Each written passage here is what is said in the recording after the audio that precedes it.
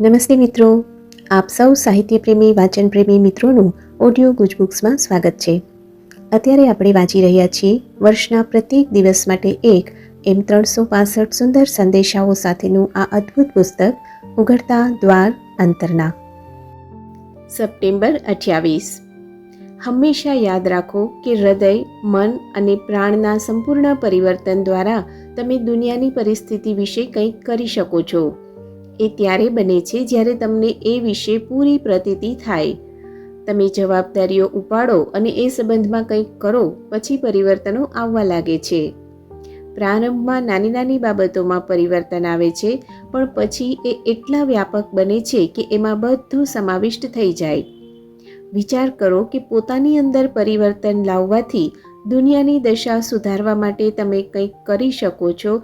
એ બાબત જ કેટલી અદ્ભુત, કેટલી ઉત્સાહ પ્રેરક છે. એ પરિવર્તનો જ બહાર પ્રતિબિંબિત થાય છે. જે લોકો એ માટે ખુલ્લા અને તૈયાર છે, પરિવર્તનની આવશ્યકતા જોઈ શકે છે અને એ વિશે કંઈક કરે છે, તેઓ ઈશ્વરના કૃપાપાત્ર છે.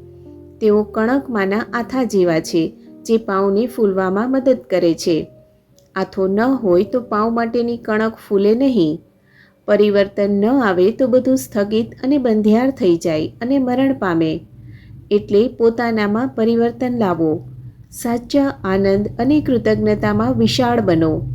એ કરવાને તમે શક્તિમાન છો એ બદલ ઈશ્વરનો આભાર માનો અને પછી હવે કામે લાગી જાઓ. આપનો આજનો દિવસ શુભ રહે.